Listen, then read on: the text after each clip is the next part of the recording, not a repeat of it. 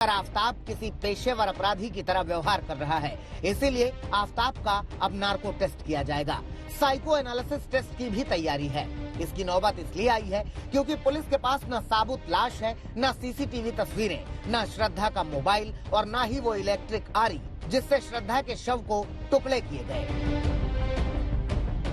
अदालत में केस सबूतों पर खड़ा होता है, लेकिन सबूतों के लिहाज से पुलिस के हाथ लगभग खाली हैं। इसके अलावा आफताब जैसा शातिर दिमाग मुजरिम मुंह खोलने के लिए तैयार नहीं है। शर्मिंदा हो, कुछ कहोगे?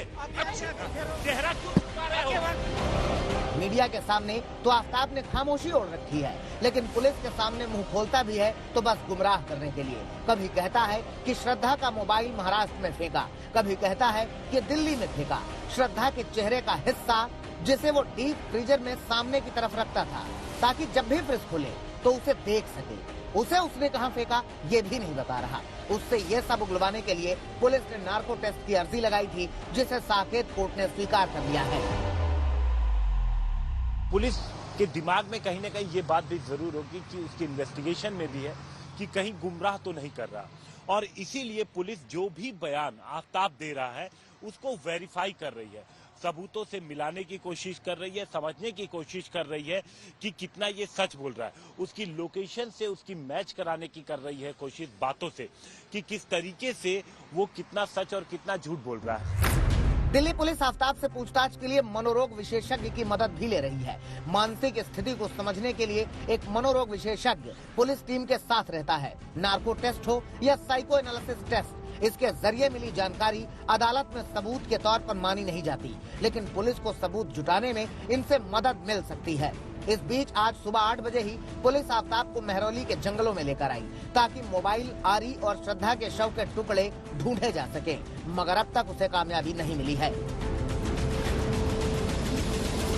जो लोकेशन आफताब की तरफ से बताई गई हैं, उसके अकॉर्डिंग यहाँ पर खोजबीन लगातार जारी है। आप देखिए इसके आगे यहाँ पर पुलिस अब आगे किसी की एंट्री नहीं है। यहाँ पर देखिए पुलिस ने डंडा लगा दिया और पुलिस के तमाम जवान यहाँ पर जो हैं वो यहाँ पर आकर के बैठ गए हैं। और ये नहीं, ये सिर्फ इसी जगह पर जो जंगल के तमाम एंट्री पॉइंट्स हैं उन सभी जगहों पर पुलिस इसी तरीके से उन्होंने एंट्री बंद कर दी है।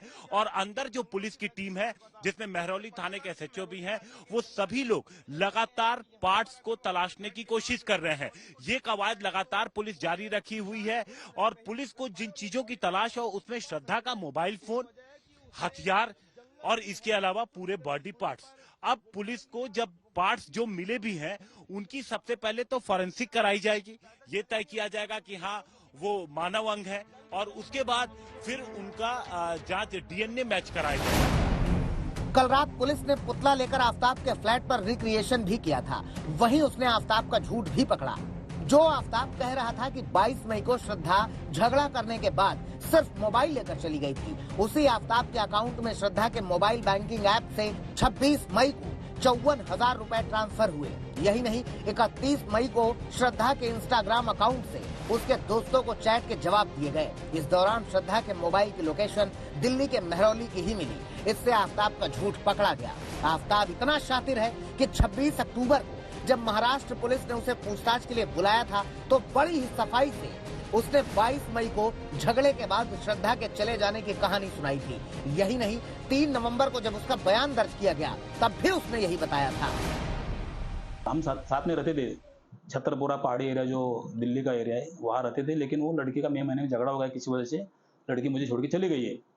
और वो लड़का इतना बोल्ड बात करता था और हर बात अलग अलग बात करता था, तो हमें भी थोड़ा डाउट लगा कि हर बात उसकी डिफरेंट आ रही है, विसंगति आ रही है। और लेकिन ये तो अनलेस हुआ कि ये फोन में बंद है। इस दौरान वो वसई में अपने घर पर भी गया था। पड़ोसियों के मुताबिक उसके घर वालों ने कुछ दिन पहले ही वसई का घर खाली किया और मीरा रोड में कहीं शिफ्ट हो गए। गौरतलब है कि तब तक श्रद्धा की हत्या का खुलासा नहीं हुआ था। तो क्या आफताब के घर वालों को श्रद्धा की हत्या की भनक लग गई थी? क्या आफताब के घर वालों से भी पुलिस पूछताछ करेगी?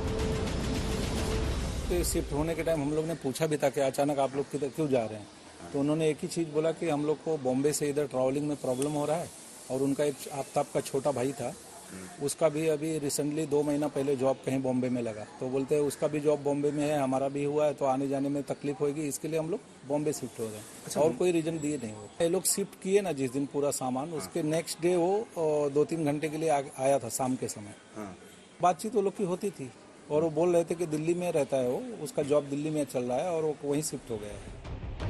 पुलिस ने दावा किया है कि अब तक श्रद्धा के शरीर के 10 टुकड़े मिले हैं। ये शरीर के नीचे का हिस्सा है। एक बड़ा बॉडी पार्ट रीढ़ की हड्डी के नीचे का मिला है। महरौली के जंगल में नाले से कुछ हड्डियां भी बरामद की गई हैं। पुलिस जल्द ही श्रद्धा के पिता को डीएनए टेस्ट के लिए बुलाएगी, तभी मालूम चल सकेगा कि ये हड्डियां श्रद्धा की हैं या नहीं।